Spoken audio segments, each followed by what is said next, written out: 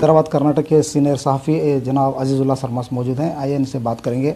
साहब, आज ख़ास करके जो आज 17 सितंबर है, जो आज यहाँ पर कल्याण कर्नाटक के नाम से जो परचम कुशाई की जाती है, जो इसको कैसे देखते हैं? जो आज ख़ास करके जो 17 सितंबर को यहाँ पर आज़ादी का जो जश्न मनाया जाता है, यहाँ पर ये बताया जाता है कि यहाँ पर 17 सितंबर को हैदराबाद कर्नाटक इलाका जो गुलबर्गा, बीदर और दीगर इलाके में जो आज़ादी मिली है, इस तरह से बताया जाता है। इसको कैसे देखते हैं? देखिए कि 17 सितंबर को लिबरेशन डे करार दिया गया है और फिर इसमें कल्याण कर्नाटक का जो इलाका है वहाँ पर परचम कुशाई की जाती है और एक जश्न आज़ादी के तौर पर इसको मनाया जाता है। मेरा कहना ये है कि ये सिर्फ एक स्टेट को इंडियन यूनियन में, हिंद यूनियन में जम करना, मर्ज करना था। उसको आप तहरीक आज़ादी या लिबरेशन डे का नाम कैसे दे सकते हैं? ये तो मैं समझता हूँ कि जो हमारे मुल्क को आज़ाद करने के लिए जो तहरीक चलाई गई 100-150 साल की, वो तहरीक की अहमियत इससे कम हो जाती है।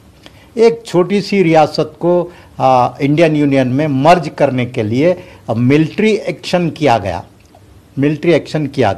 लेकिन उसको पुलिस एक्शन का नाम दिया गया। ये इसलिए दिया गया कि एक छोटा सा वाक़या है, समझा जाए। अगर इसको मिलिट्री एक्शन करार देते तो यहाँ जो एक रिपोर्ट में आया है कि सरकारी रिपोर्ट जो थी सुंदरलाल कमीशन की, उसमें 40,000 लोगों का कत्ल किया गया। अनऑफिशियल रिपोर्ट में 2 लाख 5 लाख भी कहा जाता। तो बहुत ज़्यादा जुल्म और ज़्यादती बर्बरियत यहाँ पर हुई। तो उस पर पर्दा डालने के लिए उसको मिलिट्री एक्शन के बजाय पुलिस एक्शन का नाम दिया गया। और सबसे अफसोसनाक बात यह है कि औरतें जो है अपनी इज्जत बचाने के लिए बाउलियों में छलांग लगाकर खुदकशी कर रही थी। ये सुंदरलाल कमीशन की रिपोर्ट में भी ये बात लिखी गई है। और उस वक्त हैदराबाद से एक अखबार निकलता था, रैयत। उस अखबार के एडिटर ने भी जब यहाँ का दौरा किया था, नरसिंह राव ने, उसने भी लिखा है कि हर तरफ लाशें ही लाशें दिखाई दे रही थी। आज भी उस्मानाबाद की वो घाटियाँ आज भी मौजूद हैं जहाँ में मुसलमानों को कतार से ठहराकर गोलियों से भून दिया गया। और यादगीर डिस्ट्रिक्ट में शोरापुर का वो पहाड़ आज भी मौजूद है जिसमें मुसलमानों के हाथ रस्सियों से बांध कर लाकर पहाड़ के दामन में उनकी गर्दनें उड़ाई गई। शाहपुर, यादगीर का जो शाहपुर का ओल्ड बस स्टैंड और पंचायत का जो कॉम्प्लेक्स है, वो पूरा खुला मैदान था उस वक्त। वो पूरा मैदान नाशों से भरा हुआ था। तो बहुत ज़्यादा कत्लेआम हुआ। और ख़ुद सुंदरलाल कमीशन ने लिखा है कि बीदर के बारे में वो लिखता है कि मांजरा नदी जो है मुसलमानों के खून से सुर्ख होकर बह रही थी और उसमें नाशें बह रही थी। तो इतना ज़्यादा कत्लेआम हुआ है। तो इस कत्लेआम की जो वजह से मुसलमान बहुत ज़्यादा गमज़दा हैं और वो इसको जश्न आज़ादी के तौर पर कबूल नहीं कर सकते। मुसलमान कभी भी 17 सितंबर को, 13 सितंबर से 17 सितंबर 5 दिन तक जो कत्लेआम हुआ, उसमें फ़ौज से कोई मुकाबला नहीं हुआ, फ़ौज थी ही नहीं। तो जो कत्लेआम हुआ, मस्जिदों की बेहरमत की, कुरान मजीद की बेहरमत की गई। खुद यहाँ गुलबर्गा में कितनी मसाजिद आशिर खानों को गिराया गया, उस पर कब्ज़ा किया गया। आज भी बहुत सारी मसाजिद वीरान गैराबाद हैं।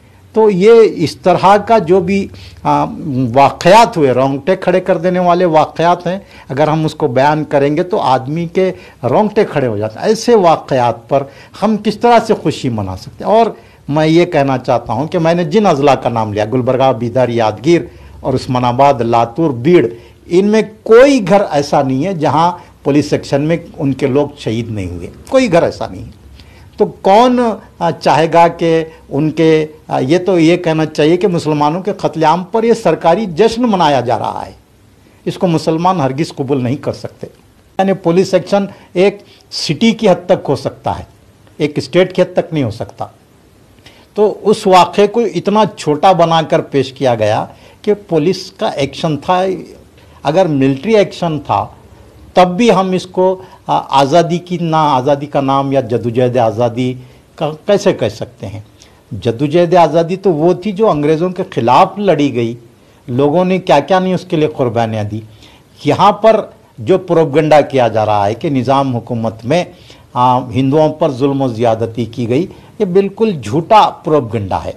और फिर इसमें रज़ाकारों को ज़िम्मेदार ठहराया जा रहा है, जबकि रज़ाकार जो है वो एक सोशल ऑर्गेनाइजेशन थी, सोशल वर्क करते थे वो लोग। उन पर ये इल्ज़ाम कि उन्होंने जुल्म ज़्यादती की या फिर इंडियन मिलिट्री का उन्होंने मुकाबला किया, ये बात भी गलत है, ये बिल्कुल झूठा प्रोपगंडा है। अगर रज़ाकार हिंदू दुश्मन थे तो आपको मालूम होना चाहिए कि रज़ाकारों में हिंदू भी शामिल थे। गुलबर्गा के एक मशहूर दलित मकबूल लीडर जो है बी श्याम सुंदर भी रज़ाकार थे। ऐसे कई नाम हम गिन सकते हैं जो रज़ाकार थे। उस वक्त जो पटेल पटवाड़ी हुआ करते थे वो भी रज़ाकार थे। तो रज़ाकार का मतलब एक आज जैसा कि हमारी NS क्या बोलेंगे उसको, होम गार्ड्स हैं, होम गार्ड्स की तरह एक तंजीम थी जो पुलिस की और उस वक्त के पुलिस की मदद करती थी, सोशल वर्क करती थी। और बहुत जगह जो खजाने होते थे, बैंक्स होते थे, बड़े बड़े पटवारियाँ होते, उनके पास निगरानी के लिए ये लोग मुकर्रर होते थे रज़ाकार। इनको ये कहना कि इनकी वजह से जो निज़ाम का स्टेट है वो इसमें शामिल नहीं हो रहे थे, बिल्कुल गलत बात है। भारत जो मुल्क आज़ाद जो 1947 को जब आज़ाद हुआ, हुकूमत थी क्या, निज़ाम की हुकूमत क्या हिंदुस्तान के जो हुकूमत के साथ क्या मिलना नहीं चाहती थी? तो किस देखते हैं? देखिए, निज़ाम ही नहीं, 570 स्टेट्स रजवाड़े थे, उन सबको आहिस्ता आहिस्ता इंडियन यूनियन में मिला लिया गया। निज़ाम भी मिलने के लिए तैयार थे, लेकिन खुद इंडियन गवर्नमेंट ने निज़ाम से माहिदा किया था जिसको स्टैंड स्टिल एग्रीमेंट कहते हैं। वो एग्रीमेंट में ये था कि 1 साल के लिए था वो, उसकी मियाद जो थी वो नवंबर 1948 में ख़त्म होने वाली थी। तो उस माहिदे में ये बात थी कि जो सिचुएशन, प्रेजेंट सिचुएशन निज़ाम स्टेट की है वो वैसी ही रहेगी, स्टेटस को जैसे कि वैसी रहेगी। नवंबर 48 के बाद फिर सोचा जाएगा कि क्या करना है। दूसरे दौर का मुज़ाकरात हो सकते थे, सेकेंड राउंड आप उनसे टॉकिंग कर सकते थे, लेकिन बजाय उसके आप अभी माहिदा एग्रीमेंट ख़त्म नहीं हुआ, उससे 2 महीने पहले ही आप मिलिट्री एक्शन करते हैं, तो इसका क्या माने? वो भी एक खुफिया तरीक़े से अवाम, आप उस वक़्त ये सब कर सकते थे कि राय शुमारी, अवाम की राय जानने का भी इख्तियार दिया गया था। अगर अवाम आज़ाद रहना चाहती है या फिर हिंद यूनियन में मिलना चाहती है, इस तरह की राय शुमारी अगर करवाई जाती और अगर उस वक़्त हिंदुस्तान के ख़िलाफ़ यहाँ के मुसलमानों ने राय दी होती तो तब आप उनके ऊपर किसी तरह का एक्शन करते तो कोई जवाज़ हो सकता था। ऐसा कोई माहौल ही नहीं है, यहाँ की हुकूमत की, अवाम की कोई राय ही नहीं ली गई। अब बिला वजह के आप है ना सिविलियंस को, सिटीजन्स को, मासूम अवाम को, बच्चों को, बूढ़ों को तक आप निशाना बनाते हैं, टारगेट बनाती है, तो इसको हम क्या कहेंगे? और फिर हैदराबाद में अमित शाह ने बताया है कि जो अगर वल्लभ भाई पटेल ना होते तो आज हैदराबाद क्या है, जो हैदराबाद कर्नाटक है, आज़ाद नहीं होता। इस तरह से ये क्या माजरा है, आप इसको कैसे देखते हैं? देखिए, आज जो मरकज़ी हुकूमत ने ऐलान किया है, एक तो तेलंगाना की हुकूमत ने ऐलान किया कि 17 सितंबर को नेशनल इंटीग्रेशन डे के तौर पर मनाएंगे, तो वहीं सेंट्रल गवर्नमेंट ने ऐलान किया है कि इसको तेलंगाना लिबरेशन डे के तौर पर मनाएंगे। और उसी प्रोग्राम में शिरकत के लिए अमित शाह हैदराबाद आए और आज उन्होंने हैदराबाद में तकरीर में कहा कि अगर वल्लभ भाई पटेल ना होते तो आज भी हैदराबाद पर निज़ामों की हुकूमत होती। तो मुझे बड़ी हैरत हो रही है कि तेलंगाना में एक सेकुलर और इलेक्टेड गवर्नमेंट मौजूद है, उसके होते हुए भी सेंट्रल के होम मिनिस्टर का ये कहना कि अगर वल्लभ भाई पटेल नहीं होते तो निज़ाम, आज भी निज़ामों की हुकूमत होती, निज़ामों की। और उन्होंने ये भी कहा कि निज़ामों की हुकूमत है, आप 13 महीने इंतज़ार कीजिए, हम इस हुकूमत को ख़त्म कर देंगे। तो इस तरह की बातें जो है ये बहुत ही इश्तियालंगेज़ बातें हैं। और ये बीजेपी सिर्फ क्या है, जो भी देखिए गवर्नमेंट का काम क्या होता है, वो डेवलपमेंट वर्क करे, गरीबों के मसाइल को हल करे, इंफ्रास्ट्रक्चर दे, बेरोज़गारी को ख़त्म करे, महंगाई पर काबू पाए। लेकिन अब जो गवर्नमेंट पिछले 8 सालों से चलाई जा रही है, उस गवर्नमेंट में सिर्फ कम्युनल और सेंटिमेंट इशू ही उठाए जा रहे हैं। पेट्रोल महंगा हो रहा है, गैस पकवान महंगी हो रही है, महंगाई आसमान को छू रही है, इसकी कोई परवाह नहीं है।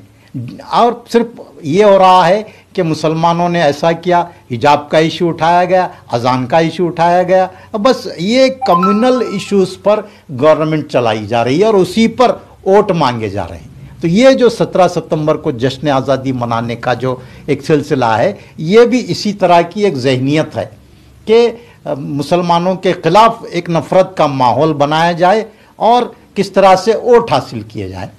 ये कल तक बीजेपी ये कहती थी कि कांग्रेस जो है मुसलमानों को वोट बैंक की तरह इस्तेमाल करती है। अब बीजेपी खुद मुसलमानों को सबसे बड़ा वोट बैंक बनाकर इस्तेमाल कर रही है, मुसलमानों से डरा कर वोट हासिल कर रही है बीजेपी। ये बहुत अलमिया है हिंदुस्तान का। हमारे तमाम अवाम को ये सोचना चाहिए कि हम कैसी हुकूमत चाहते हैं।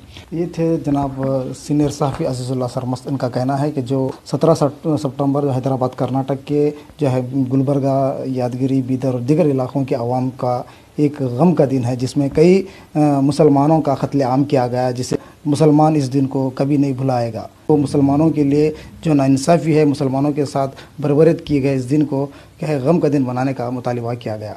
ETV भारत के लिए गुलबर्गा से अब्दुल रशीद।